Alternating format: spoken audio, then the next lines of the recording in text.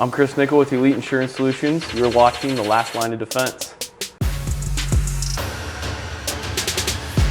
Today we're joined by Jack Leverenz with Carmoney Law Firm. He's an attorney and he represents a lot of folks that listen to this channel, a lot of the insurance customers that we're representing. Jack, tell us a little bit about what you do and your firm, and thank you very much for being here today. Well, absolutely, Chris. Thanks for having me. Very much appreciate joining you. I work for a law firm called Carmoney Law Firm. I am one of the 3 partners at that law firm. We have 9 attorneys, and we are a boutique firm that focuses all of our work on insurance defense. Now you might ask, well, what is insurance defense? Insurance defense is commonly us representing people or businesses who have insurance and are being sued.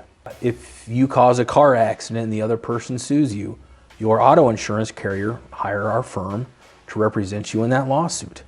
Or if you're a homeowner and you have somebody that slips and falls on your property and they sue you, or if your dog bites your neighbor and they sue you, your homeowner's insurance will hire the attorney called the duty to defend and have a law firm like ours defend you in that lawsuit, and the insurance company pays for everything. Not everybody gets a simple understanding of what that is when we explain it, and sometimes a story makes sense. I'm a big believer that real world stories help put the pieces together of a lot of these insurance products, and when you're trying to understand what you should have and why you should have it, stories certainly go a long ways, and that's one of the main reasons I wanted to have you in, is to provide some stories for our customers and the listeners out there that can help put those puzzle pieces together. As a general understanding, most personal lines of insurance, as you know, Chris, you have auto, you have homeowners, and some other ones commercial wise, but each of those policies has their own types of coverage in them, and one of the main ones is liability. And some people may not know this, but what liability insurance is when you've done damage to somebody else, whether that's bodily injury or property damage. It's something you've done has caused injury to another, and that other person who's been injured makes a claim back against you. Okay. That's where your liability insurance comes into play. Yep. For confidentiality reasons, I won't use individuals' names, but in this particular story, we're dealing with an auto accident where our firm's client was driving down a country highway, 55-mile-an-hour road. What ended up happening is our client was distracted, didn't realize the vehicle in front of him was coming to a stop to turn, and hit that other vehicle and caused, as you can imagine, not only a lot of property damage, but the occupant in the other vehicle was severely injured. Fortunately, nobody was killed. However, the driver of the vehicle was severely injured, so much so that they were a paraplegic, or for the most part a paraplegic, and had difficulty walking. In that particular case, the driver of our vehicle only had $250,000 of insurance, liability insurance, did not have an umbrella, and that amount of money was not anywhere near enough to cover the losses for just the one gentleman who was the driver, the grandfather of the vehicle. Medical bills alone were in excess of the $250,000 liability policy, and ended up paying a large portion of the settlement through their own personal finances. Oh, wow. Yeah. Basic umbrella liability policy started $1 million. Mm-hmm. That combined with the $250,000 would have gone a long way to saving that individual a lot of personal debt, personal finance losses. Sure. And umbrella policies, they usually start around $150 a year, so certainly would have been, looking back on it, certainly would have been something they wish they would have purchased, I'm sure. Well, they wish they would have known about. Yeah. And that's just it, is they just didn't know. Yeah.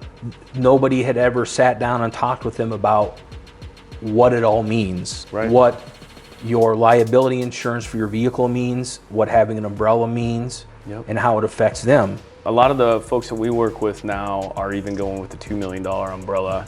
but we've seen all the way up to 10 million for just our customers. So yeah, 1 million is really provides a nice buffer, I think, for a lot of things, but you can never have enough coverage, right? I mean, technically, you never know how much you're going to get sued for, but at the same time, a starting point would be a good $1 million umbrella.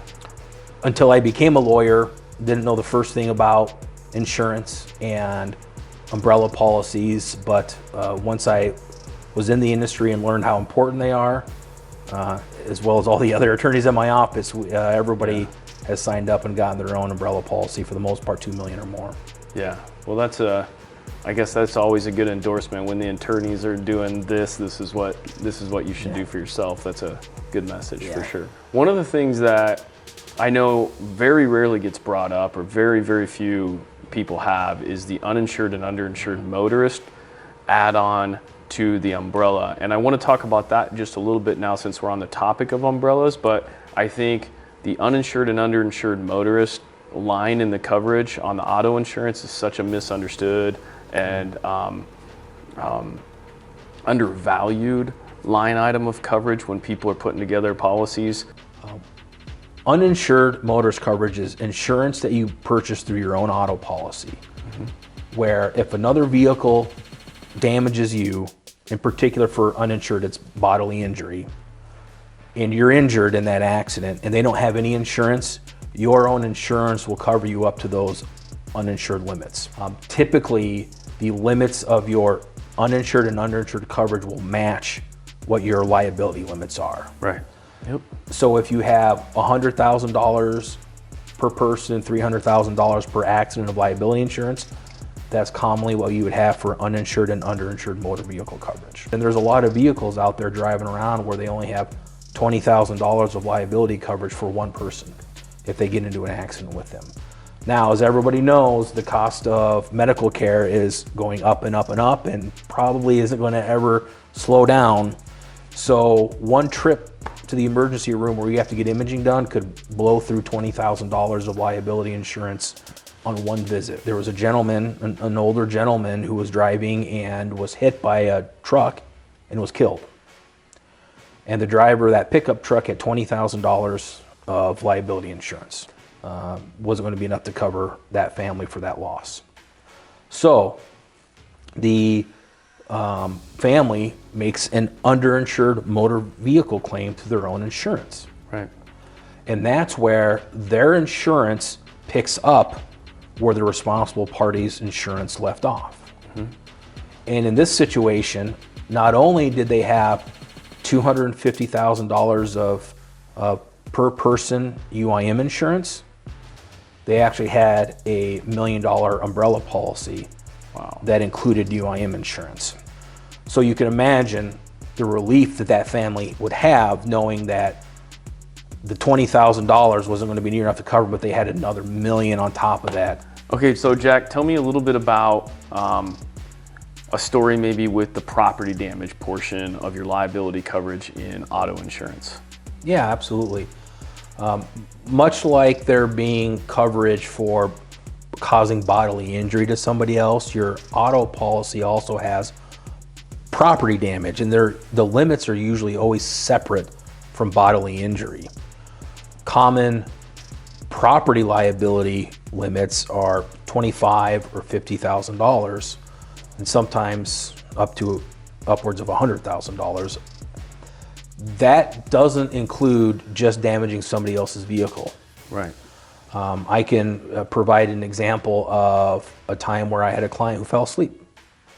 And not only did they strike another vehicle, they struck an individual's house. Oh. They had $25,000 of property damage coverage available to them. The vehicle alone that they hit, they caused over $15,000 of damage to it. They hit the air conditioning unit on the house, and they caved in a wall in the house. Oh. That was significantly more than $25,000 of property damage. So their coverage wasn't enough to pay for the damage to both that other vehicle and the home. Once that property damage liability limit's exhausted, the only other place that they turn to get reimbursed for that damage is you. Let's switch gears. Let's talk about homeowners insurance now. Sure. Personal liability is a big part of homeowners insurance. Almost, I would say it's one of the most overlooked things when it comes to a person that's purchasing a home insurance policy. We're always talking about how much coverage they have for the structure itself, how much coverage they have for the contents, what the deductible is going to be, but people rarely ask what the personal liability coverage limit is. The typical personal liability limit that we sell or we see is $300,000.